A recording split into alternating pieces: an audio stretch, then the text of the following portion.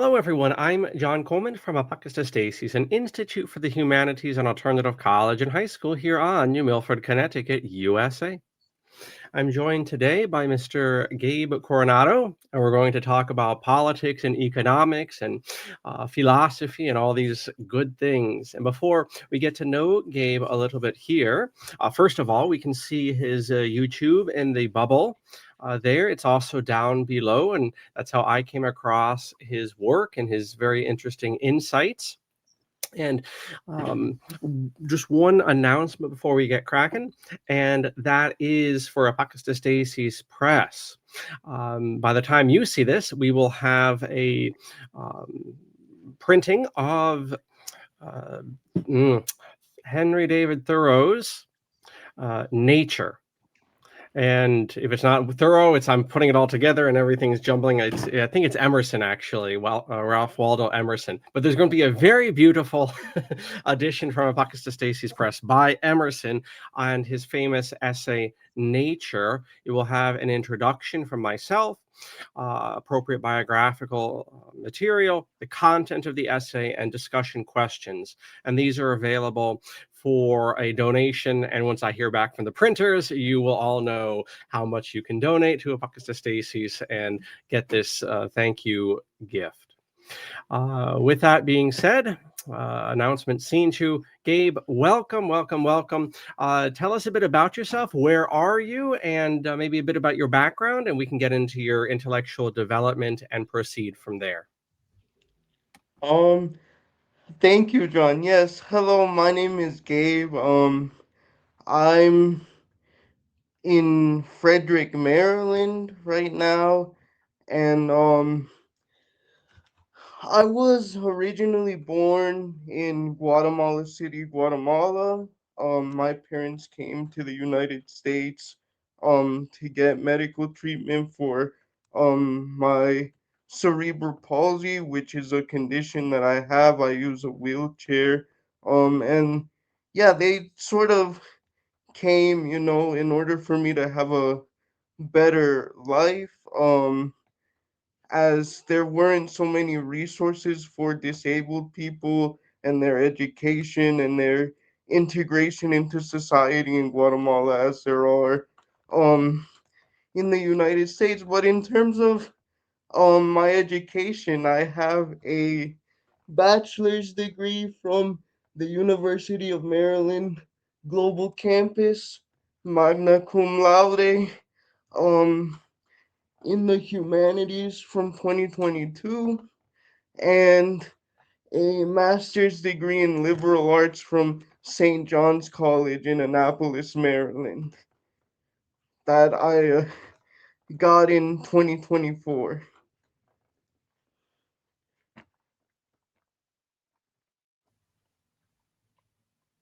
Okay, very good. Thank you for that background there, Gabe.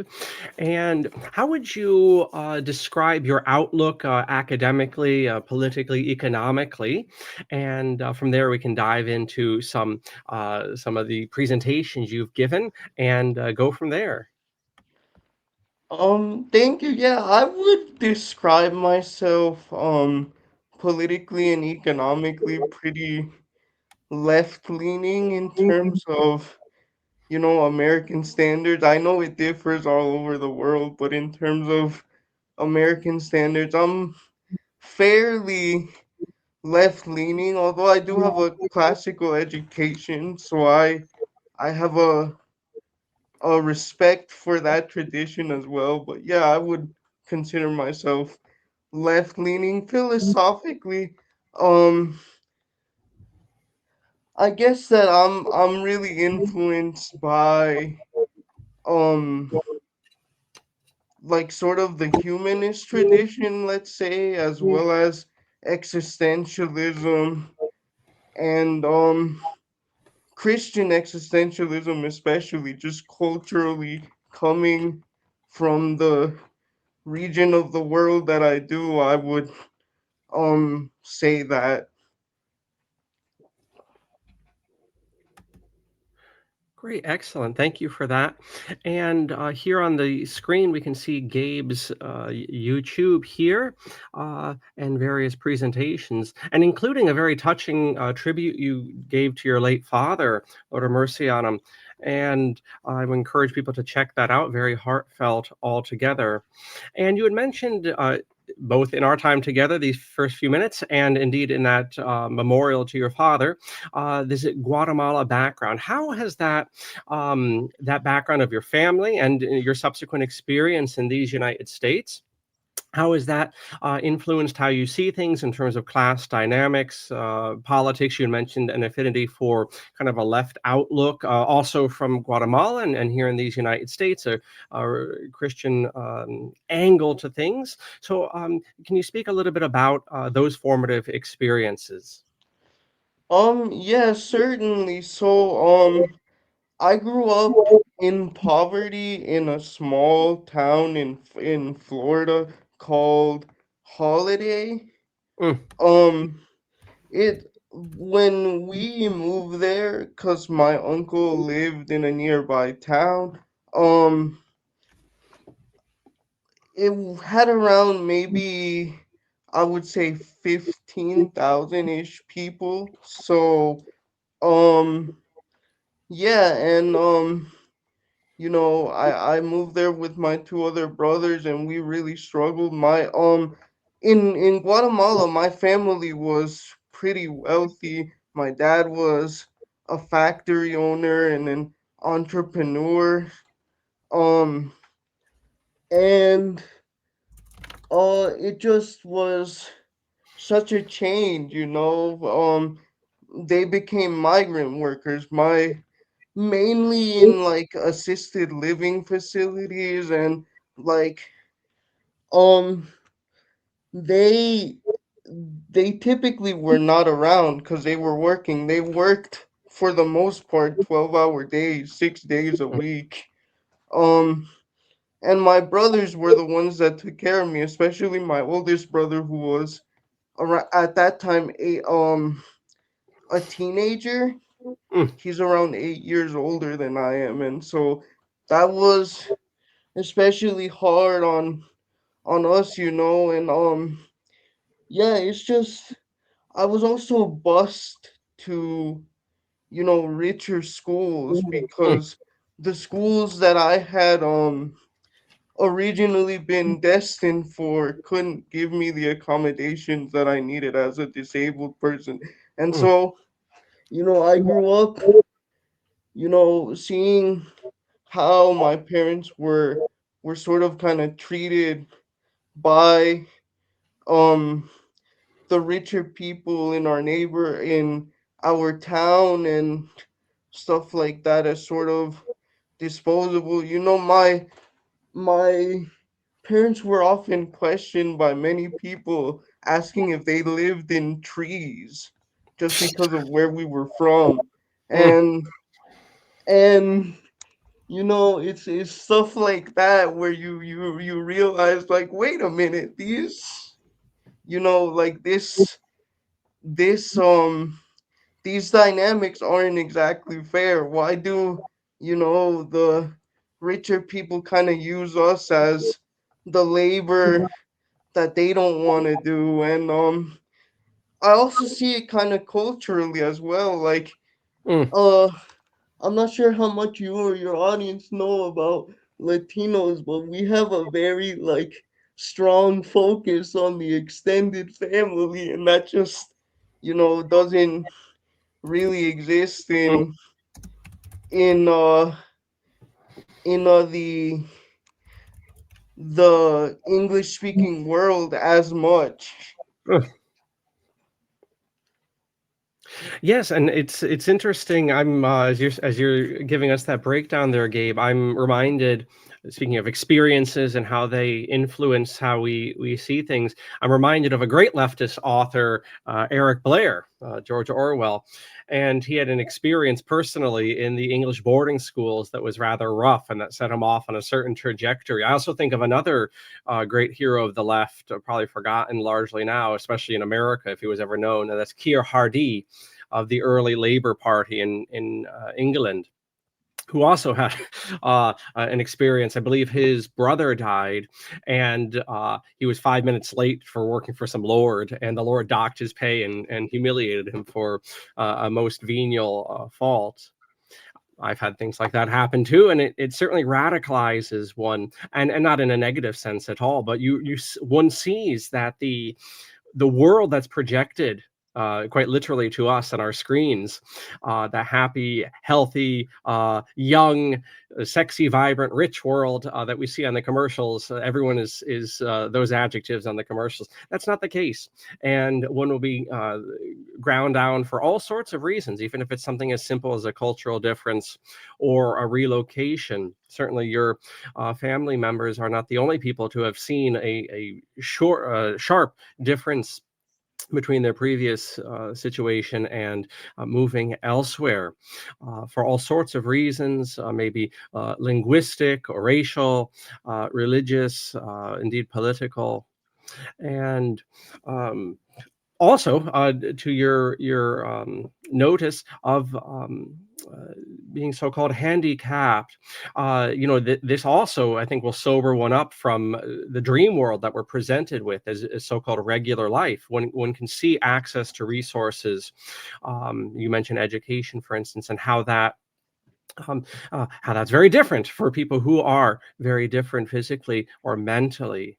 So I don't know if you have anything you'd like to develop on those lines. Well, I would just say that like one of the big things within access for disability is accommodations, and I know a lot of people um you know um might have issues with that. I know there's a sort of common thing where people think, oh, it's just giving others a leg up, but like, for example, a lot of it is common sense stuff. Like, for example, extra time on tests, because I would typically have to dictate to people Mm, what I wanted them to write. I mean, um I was given like a computer or like a sort of very simple text machine. It wasn't even a computer. You like connected it to the computer and then it would type out everything on a Word document, or you would connect it directly to the printer, and like that's how I write. mm, And it's things like that where if you live in a poor area, because a lot of times um the the budgets from the schools come from property taxes, and if that the value of the property is low, the school just period won't be able to have those things. mm. Many disability advocates bring this forthcoming point up, and I think there's a great uh, similarity between what I'm about to say and some of the best of leftist observation. And these disability advocates will point out whether it's ramps or any number of things, communication things that not only is it commonsensical, but there's uh, to be blunt, a certain laziness of imagination where we've created this environment and we are expected to fit into the environment which we've created because it's done with certain assumptions. Doorknobs are designed for people with thumbs and full fingers and hands, for that matter. That's one example, and we become. Speaking of philosophy, right? We become almost creatures of this environment we create, but it doesn't have to be that way. And I think that's where the similarity with the left has quite an insight that the world we have it, the world we have it is how we've constituted it. We can, if we have a bit of stamina and a bit of imagination, and we're willing to put up with discomforts from our routine and our rhythms, we can constitute things differently, whether that's mobility, or educational points that you've raised up. But I think there's a great simpatico between the disability topic in terms of visibility and political considerations and accommodations and so forth, and that aspect that the left has in its vision of things. Yeah, I would agree, but even those typically not considered maybe left wing philosophers for sure. For example, Nietzsche's will to power, Mhm. like I as a disabled person find that idea of self overcoming and like accepting um life with all its complexities, both good and bad, right? Eternal recurrence. You would have to choose that over and over again, right? I find that to be, extremely useful. Like, because don't get me wrong, there is a sense in which people can sort of go into go too far into the whole overcoming and inspiration thing where it sort of like obscures the very real, I think, systemic challenges that disabled people face. But you know, I'm sort of Nietzschean in that sense, where I feel like, of course, no one's saying it's gonna be easy, but you should at least still try. Yes, absolutely. Yes, one can take things in all sorts of excessive ways. I've often thought about that with all sorts of modern political movements. They're great if you're able-bodied and young, and working, and these different ideologies have these great posters and so forth. I'm right now, neck deep in the interwar period and World War II with different projects that I'm working on. So I'm just dripping with ideologies and things, and you realize that they're not designed for nearly any, for the totality of the population, which isn't young and altogether physically dominant, and much less to have the spiritual quality some of these movements are on about. And there's a certain fantasy that some people who take things to excess enter into when it comes to that, and that moderation is so necessary with life altogether. Yeah, then don't get me wrong, there can be beauty in like let's say the ascetic life and everything like that. I'm not discounting that just as much as there can be viewed beauty in like let's say the a very carnal, very let's say if you mind the usage of the word pagan existence, right? Like a bacchanal Mm, existence, but yeah, I always try to keep an open mind. That's something that my um education at St. John's College taught me, which is a great books program mm, at their graduate institute taught me a lot because I engaged with in conversation in platonic and Socratic dialogue with others in that program, and like I I feel that it did, sort of teach me that I let's just say there are very few things and very few books that I won't engage with. mm. Well, I think that's what to certain points you mentioned being influential, whether that's a religious background, I don't know personally, but certainly you mentioned with your family. Also, this humanities background that you have. I think that can offer, and that really, for a long stretch, and certainly in our day, is where a lot of political and economical discourse is lacking, and where the humanities and the Christian insight can bring a lot to the table. Is this much more Catholic in the classical sense of that term? This universal idea that even beyond political. Ideology or the different crises of the moment, that there is this underlying humanity that we all share in, and in the case of the humanities, that there's this ongoing story I'm thinking about this a lot, and I'd like to pick your mind about this. This in our day and age, for all sorts of directions with education, and just reading habits, such as they are, we've really lost that general Catholic understanding of humanity, and we've become so into our bubbles of niches and speak not niches, niches, um, and our social media bubbles and our little hobbies, and of course there's a in my opinion, a very parasitic social media economy around this that thrives off of pitting people against each other. And in our discourses and our shouting matches on Twitter or whatever, we've lost what the humanity is and what religion, on their good days, can offer us, which is this universal idea of the human story that we are every day we wake up, that we are participating in and furthering.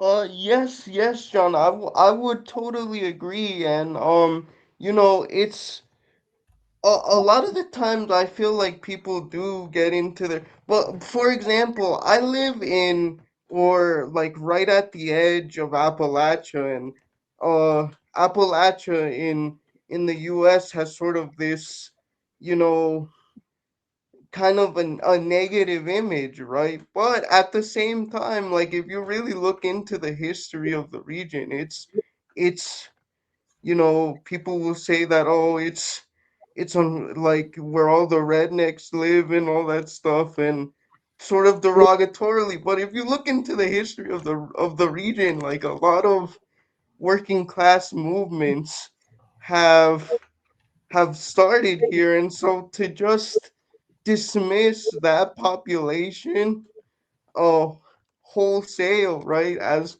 many sort of, bourgeois, very educated city dwellers do, I Mm. don't think that's necessarily productive. Do I think that, just giving them, I don't know, Hobbes or like Plato to read will necessarily um help them improve or open up their minds? But no, but I think, just the general, um there's a sort of faith within Socratic um dialogue that Mm. I feel is lacking in our day and age, in the sense that, even though Socrates is uh quite annoying, let's say, the swordfish that's poking my behind and everything. But Mm. um he still has faith that his interlocutors will will come to an understanding, right? It may not necessarily be quite what he wants them. And he does a lot of um leading on, let's say, begging the question and everything like that. And it is sort of ironic, but at least he has faith, at least he doesn't give up on them. Yes, absolutely. And here we have things that we could all benefit from in this little schematic here, the Socratic points here. So, wonder, reflection, refinement, and cross examination. We could all use a heaping plate of that with our social media, confirming our biases, restating our position, and repeating. And then repeating the whole process again and again. And also, indeed, the very aspect of the dialogue, right? That there is this communal aspect to learning, and certainly you mentioned humanism early on in this early modern period. And that was just par for the course in the whole concept of the university system. And autodidactism in our day is great, and it's a great aspect for people to have. But ultimately, and we have the benefit here with this internet, um, you know, that learning is this communal aspect. In fact, a lot of social problems, left, right, and center that we see, um, arguable, and certainly in education, probably more than anything, arguably are because as a society, because of all sorts of things, including wars, uh, we have had this breakdown of cultural transmission, generational transmission. You mentioned that, in fact, just as the child of immigrants, but you said you were born in Guatemala, so you are an immigrant, right? Yes. All right, so you see that in multiple layers, as do I with my family background, from Europe, and although Ireland, I guess the Irish don't consider themselves European, but whatever the case may be, every place has its chauvinisms. But yes, you know, there's a reason the old law of nations didn't consider the first generation of immigrants, as natives. And there's a very good reason, regardless of what the legal system says. And that's because I know this from my background, and you've alluded to it in yours. The children of immigrants and immigrants themselves are constantly, have the blessing. I think it's a blessing to be able to contrast one, culture where everyone just assumes that's how the world is, and now they're in a world where that is no longer the suppositions, and they can always contrast and compare, and that's a tremendous insight, that is acquired, without that experience only after a lot of, reflection and reading, typically, and, possible interaction with immigrants. Totally agree. I mean, when I go and visit Guatemala, like with my family and stuff like that, I even notice it in even the way cities are planned and things like that. A lot of the it's still car centric because of the influence of the United States, but like a lot of places are still more walkable. You can just walk and have basic services. There are shops, um there are restaurants, places to go, hang out with friends, and it's like the US is just dominated by street roads, and Oh, it's you know the like Strode. Tell us about the Strode. Go elaborate on that, because there's such philosophy in the Strode. Bravo, you get a lot of points for bringing that monstrosity up. well, yeah, it's just that in the US typically it's just you have a street road where it's built specifically for cars first and foremost, and you have to just like walk these long distances dotted with just like just the biggest franchise restaurants, and it really serve people. There are a few cities, of course, that aren't like that and have like really good public transportation, but the vast majority of the US, which is so car centric, um isn't like that, and so it keeps people away from each other. Hmm. And I that's one of the things that going from the US to Guatemala, I notice immediately every time. And people, you know even if they work, they still visit each other's houses. They bring a little gift each time, and stuff like that has been lost in the United States, unfortunately. Hmm. Yeah, so Stroads, I'm going to elaborate on Gabe's great points there. Stroads are this monstrosity which only Americans and Canadians know, which is where you have this merger of the street and the road. uh, and the street being a place where you have shops, and the road being a pass-through place. And we have here in New Milford, Connecticut, that this has dominated the other side of the river, this monstrosity called Route 7. Almost all crashes, between vehicles and, uh, pedestrians, happen on Stroads because, um, It's funny. I'd like to maybe Gabe's insights in this, but there's something about the American character where it is bipolar, where it shouldn't be. Oftentimes in topics of religion or politics or philosophy, where it's a hard extreme one way or another, and then it is Catholic or merging, or there's a merger or a gray zone like a Strode where there should not be. Um, and there's you can see this paradox in all sorts of places.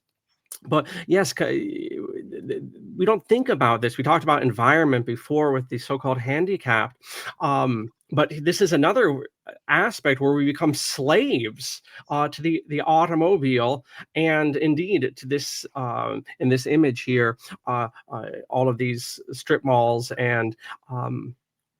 Again, that's the insight of the left. If we only had a parcel, a morsel of communal thinking, we would cut down on such waste. I mean, how much, just on this image here, how much monetary waste and how human hours are wasted in these wage slave jobs to maintain these vehicles, and this whole monstrosity infrastructure of streets and lighting, and none of it looks pretty at all, um, and the redundancy of these restaurants and so forth. And there is that, and of course, it's exaggerated by commercial interest in this country and probably political interest. There is this agenda to keep things isolated and to keep this line of development, so-called, going, this super isolationism, super individualism. And yet, if we had that insight of the left or the humanists or the Christians of this, or the Guatemalans, by the sound of it, of this communal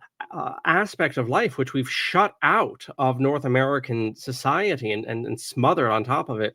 Our own lives, our own individual lives, actually would be easier, right? If we just made an allowance, my final point, if we just made an allowance for a communitarian aspect, and I don't mean that in kind of a United Nations globalist sense, but just we understood the value of genuine community, that would actually have benefits on the individual, who wouldn't become this hamster trying to maintain the super individualized life that the commercials are on about and encouraging us towards.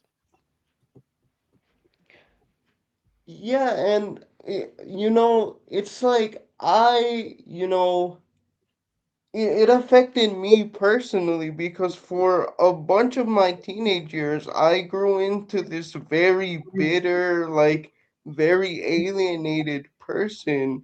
And it took me a while, probably I would say about, well, I was a shut-in for about 8 years or so, Mm, but it took me 3 to 4 years to sort of de-radicalize myself in the negative sense, in the hateful, in the bitter sense against people, because I would literally just go to school, come back and be inside my house, and like I lived in an even more rural area then than I do now.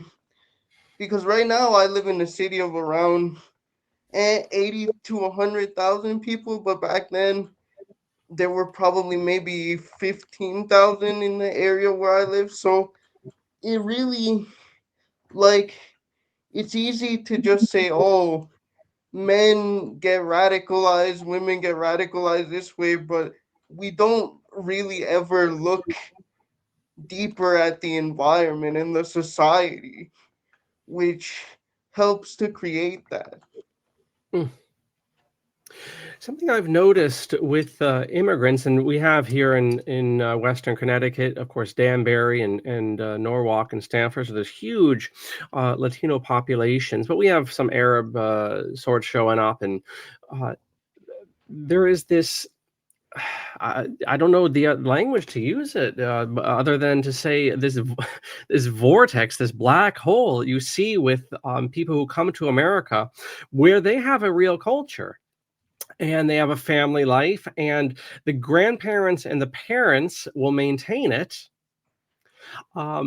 in various ways. A larger family, much more type of Mediterranean arrangement than the Northern European lonely nuclear family. I always chuckle. A few years ago, during the COVID thing, speaking of radicalization, I'll revisit my original point in a moment.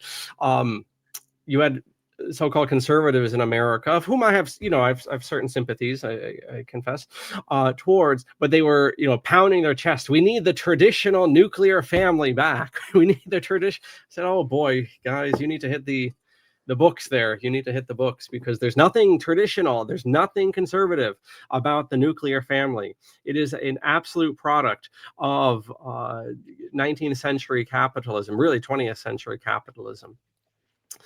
But still in all, the point I was trying to make is I can almost see this happening before my eyes, where you have these immigrants come over to America, and these wholesome aspects of their culture, these intact families, these, as I would see it, religious faith of various sorts, these little customs you mentioned, bringing gifts to the house. How about talking to you on the street? Good luck getting an Anglo to do that at this point. And yet, this is the vortex, and I wonder, as you see things, Gabe, why this happens. And yet, I can see almost before my eyes that the children born to them get sucked into this American, for lack of a better term, Anglo, and it's not that even the Anglo. To say it's WASP or Anglo, it's this gray American so-called culture, and they lose in one generation. I see it with the Muslims too, and the Pakis, and all of them. They lose their identity, and it's not like they become Americans, because like this thing we call American culture is actually removed from our historical culture now, in so many ways. And as you see things with your humanism background, Christian outlook, you mentioned Kierkegaard came to mind. I forget that movement you had mentioned, the left stuff, and so forth. Why does that happen? It's not like the immigrants, they leave one culture for another, but they leave their culture and they just take on this blob of pop culture suburbia. Any thoughts on that matter? If you accept the premises at all, and for that matter. Um, yeah, in the Latino community, we tend to call those people no sabo kids, where in the fact that, like, a majority of us speak Spanish. Some of us speak like indigenous Mexican or Mayan languages, but um they and it's like a parody of the fact that, to say I don't know in Spanish, it's no sé, it's irregular, it's not no sabo. So um Uh, I do think that it's a very real phenomenon. I don't encourage conflict between any of the little nuances of immigrant groups like that. I really don't, but yeah, I think it's just that some parents honestly either want their kids to assimilate very quickly, or they just, because they're working class, don't have enough time to properly um you know teach them those values. Or I consider myself fortunate, because what I gave up in, let's say, independence by living with my parents all the time, I gained in keeping those values, mm, despite being in American institutions, or I guess more accurately, Anglo Saxon institutions for so long. mm. Yes, and I see it with alternative education, and different groups that tend to be attracted to homeschooling, or various denominations thereof, or whatever the heck it is that I'm doing in the college world, some sort of analog of that on the margins. Um, Very often, the people who are attracted to the humanities in this way, often with homeschoolers and so forth, um, will have this, almost a platonic or imaginary analysis of culture, and oftentimes as I would see, a correct appraisal of the real straits that cultural transmission is having in WASP or Anglo-Saxon, or that Spanish expression you had mentioned, culture, this deracinated culture.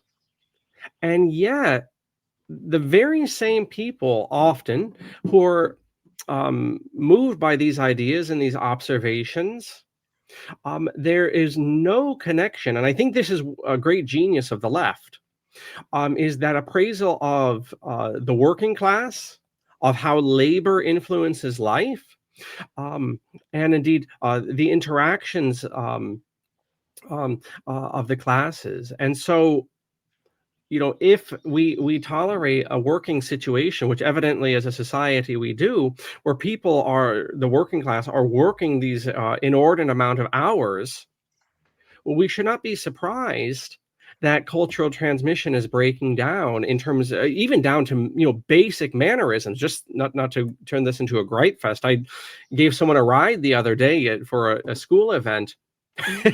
And when I was coming up, you would slip the guy a few dollars, de rigueur, and apparently that's not the case. And it's a lot of things. It's looking at people in the eye when you're going down the street. A little, even what would have been 101 mannerisms, even in miserable, and that's my language, Anglo-Saxon culture of North America, cold, sterile, isolated, bitchy, WASP culture, even things that would have been de rigueur are falling by the wayside. And large swaths of people, this is my conclusion here, large swaths of people almost platonically can observe this and analyze it, and yet they do not see how that work a day. I've seen that so often in many ways. People have the ideas, but they do not see how their own personal and local work-a-day behaviors affect one way or another the situation as they appraise it. And I think that's a great insight of the left, is to have that genuine cultural and to use one of such leftist expressions, lived experience, a touch to the analysis. Wholeheartedly in agreement. And while of course lived experience cannot be everything, right? Because it's ultimately just one or a different set of people, right? Which can't give you overall a view of things as a more, let's say, I I don't really know if something objective, quote unquote objective things exist, but as close to it as but yeah, like, you know, these are real people, especially migrants. I mean, there's we can have a debate as to how much influence migrants should have on the society, but I think very few people would disagree with the fact that migrants do a lot of work which the let's say the upper classes feel themselves above. Hmm. Pardon the pun, but I saw it with my parents working in these assisted living facilities and working as cooks and stuff like that.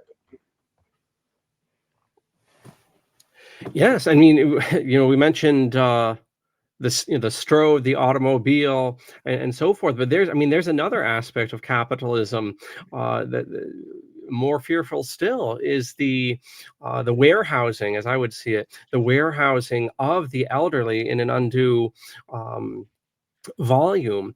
That once one's working days are through, they lose in this so-called culture. They lose their visibility altogether. And we contrast that indeed to despite all sorts of privations in Central and South America, a lot of which have to do with our ruling class up here and its intelligence agencies and its businessmen. um, that these still more traditional Spanish culture, Portuguese culture societies are able to maintain it, and they're able to maintain that contact. And I don't know why in the travails, the various travails of Central and South America over the years, um, why they haven't been able to maintain it, and the Anglo-Saxon culture up here hasn't, except that we have become um, addicted to ease. It's almost like proverbial liquor for Indians here. That ease, that is that presses the button, so to speak, on our minds and our cultures and um, our living situations in such a way that will, by inches, but not that, not that long of a distance from the last century, we have surrendered in North America. Um, what would have been a real, what I think would have been a real, genuinely, distinctly American culture, which was coming into vision at about the time of the First World War, and right after that, you get the pop culture, and you get all these giant business conglomerations, and you get suburbia, and the social cohesion is complete, and the social transmission and the cultural transmission since then has completely broken down into this deracination. And that would seem to be the contrast that, and I'll put a sock in it here, but Central and South America has had to have its own internal dysfunctions, which have been exacerbated, I believe, by North American interests that have come in, but they've kept their culture. Whereas in North America, we have become addicted to this ease and this comfort and this individualism, this excessive individualism, um, and the result of that has been actually far more damaging to our societies and our living arrangements and our humanity than that which has been served up to the Central and South Americans. Yes, and like I have a question for you. How many, you know, typical WASP people do you know that know their great uncles, their great aunts, their second cousins, right? And how many of those people, even further still, would they feel comfortable asking, like, hey, can you watch, so and Hmm. so, my child, for me for like an hour and a half or something, right? Hmm. Like, that's typically not a thing in Northern Europe. Mm. It is in Southern Europe and like um it reminds me of something which I think that Aristotle said in his Politics, which is like the easiest way to um help assimilate a population or sort of help them along cultural um assimilation would be to marry into their ranks, which is exactly what the Spanish and the Portuguese did in their colonies, Mm. um, and which many Northern European countries didn't do. And so Mm. I see it as, you know, going all the way back to this sort of, like you were saying, Mediterranean versus Northern European in the post-colonial world, at least. Mm. Because indigenous people also had those sorts of extended um networks as well, and I think that sort of synthesis, that sort of fusion, is part of what um helped our communitarian culture become so strong. But yeah, I think like the Romans did a similar thing also, right? Mhm. They intermarried within their conquered populations, um, and had them adapt. Like, I'm not saying that conquest is good, of course, but I'm just saying that, like, if you look at the history, that's a very important difference that I think people overlook. Yes, and I last year wrote a book, effectively a very long essay, which people can download from Apocatastasis Press, on piety. And we speak of cultural breakdowns, and I'm doing a similar look now at tradition, the concept of tradition. But nowadays, we think of piety. Immediately, we jump to the idea of religious observation. We think of abuelo or abuela with her rosary or whatever the case may be. Uh, and that's not classically understood how piety was. Piety built off of this classical understanding that the Romans had. You mentioned marrying bloodlines and so forth, and this sort of thing. But also, pre-Christian Rome understood piety as this generational observation, both the obligation that I have, the living, to my ancestors, though they be dead, the very real obligation, uh, and that equally grave obligation to those who come after me who do not yet exist. And it's upon that that the Christians and the different later traditions, the Muslims in their way, built. And we've lost that original foundation. And so we just have the spiritual. And you see a similar concept in certain communities with the idea of tradition. Um, and that is has completely been lost. This generational obligation. You know, maybe there's some popularization of epigenetics and this aspect of how environment presses on our deeper genetic or psychological makeup, the connection there. Um, but that idea of stability, of course, is anathema in capitalism, and we live in an economic order. Which is why I don't understand why the conservatives think there's anything conservative about capitalism. It's its own entity. Neither is it liberal. It's a complete or left wing. It's this other entity altogether. But I mean, the very nature of capitalism is constant change, constant uprooting, sloshing. Literally in our day, so many examples, sloshing around millions of people, economical needs. And I mean, this is very common in North America, just to move across the country for a job, just to pull up stakes. And every time we do that, we undermine our cultural capital, right? We go after the endlessly devaluing dollar. We'll chase that around to the ends of the earth, literally.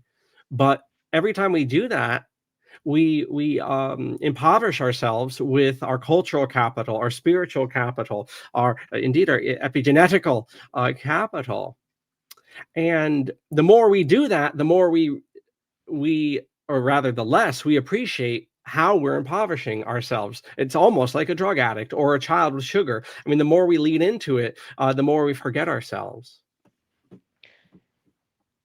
Exactly, and like I mean, I myself, um, I don't know how clear it was to you in my videos, but I am not an active believer. But my Christianity is more of a cultural thing, right? When I hear Christ preach about mammonism, the excessive love of money, and serving two masters and stuff like that, and I just look around at the modern United States and I say, well, we've we've given ourselves wholly to mammonism essentially, and like, you know, that's not a world that I want to live in. Neither do I want to live in a world that's just completely carnal and like, you know what I mean, especially as a disabled person who, in a lot of ways, both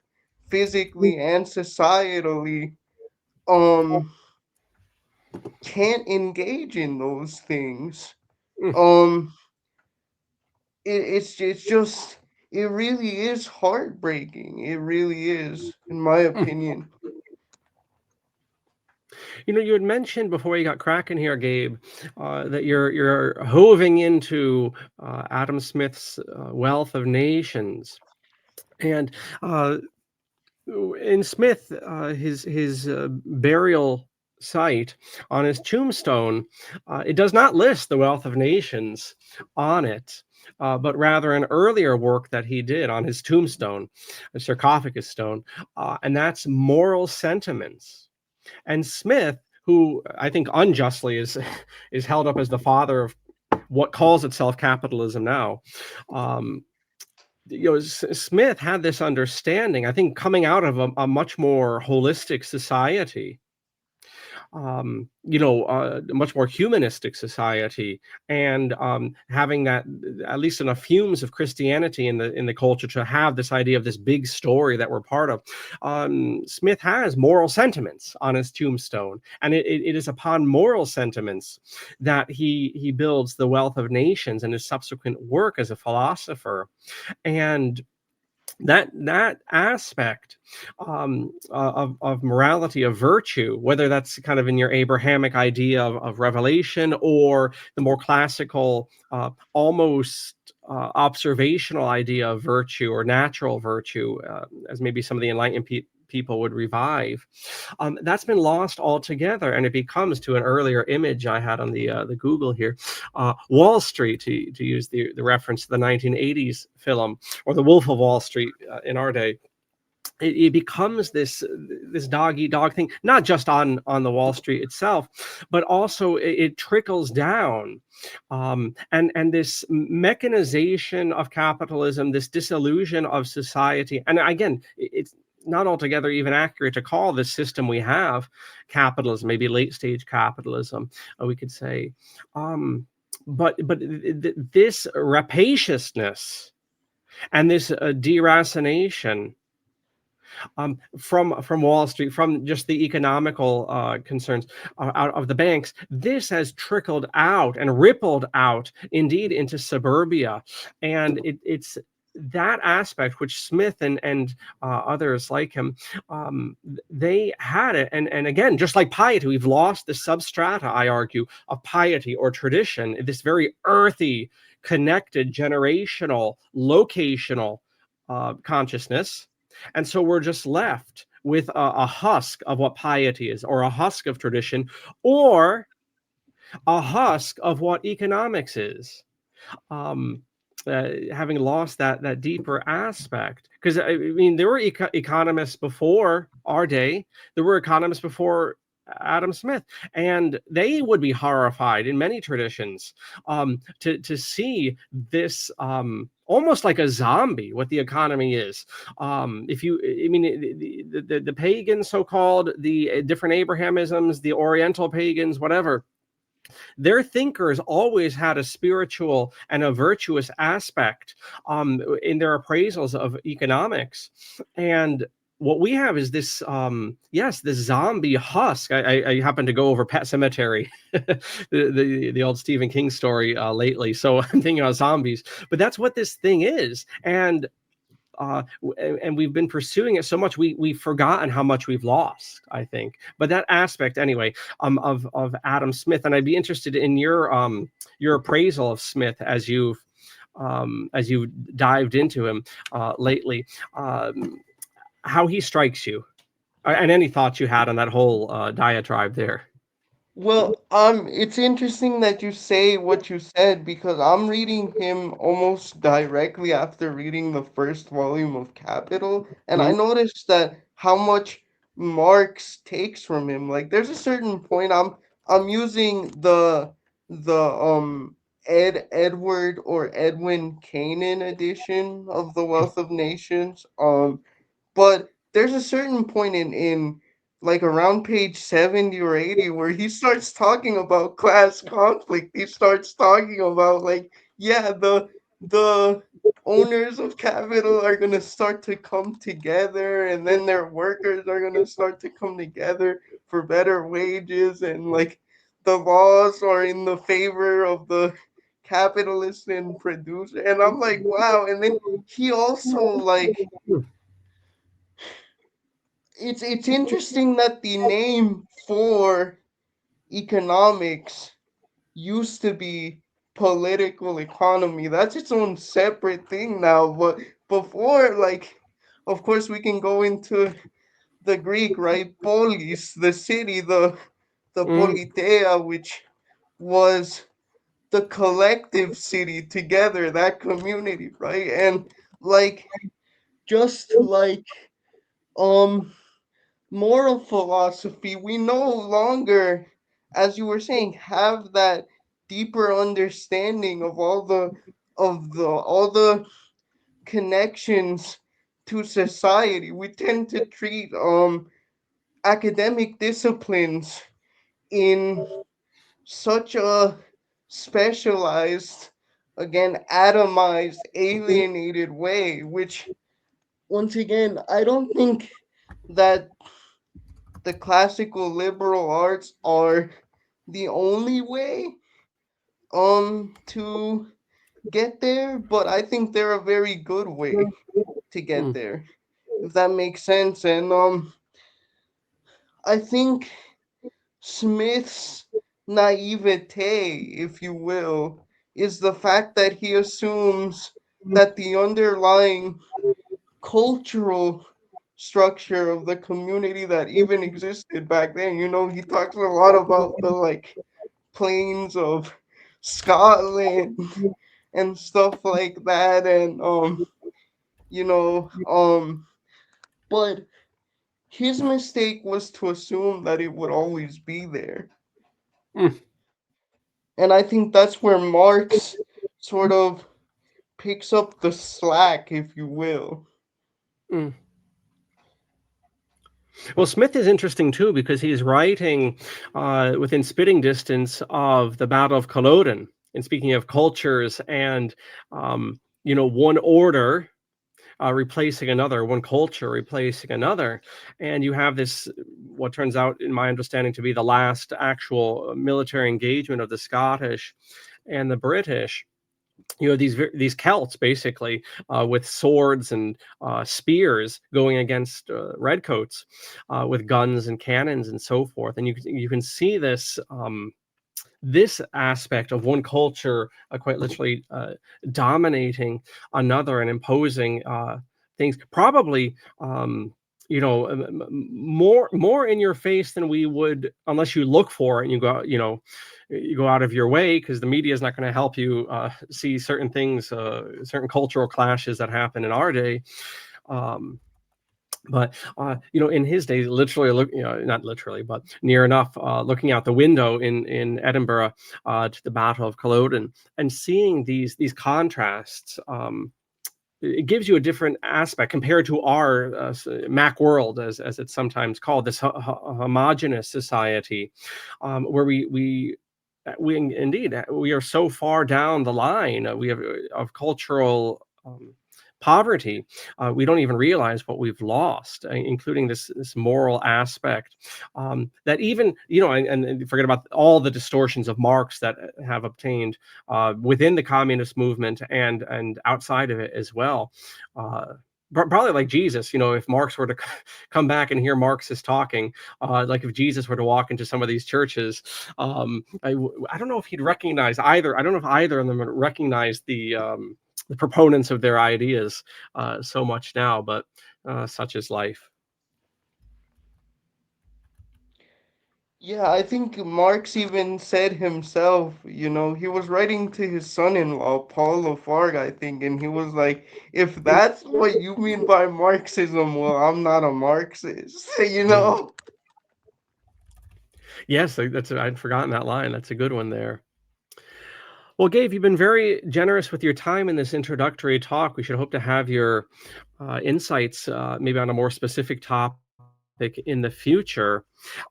For people that are just learning about you for the first time, and of course, Gabe's site is in the bubble below, but also in the description if you're super lazy like me and just want to click it, and there you go.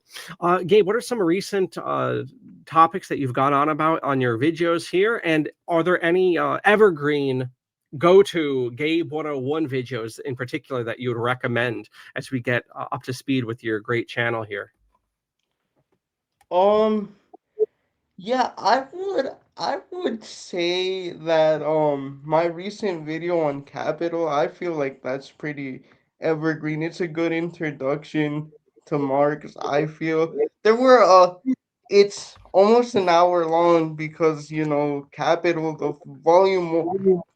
the entire three volumes that were published are like 3,000 pages, but Mm, volume one in itself is like 1,100. So it was gonna be long either way, but I tried to like do that, have like a very um, um,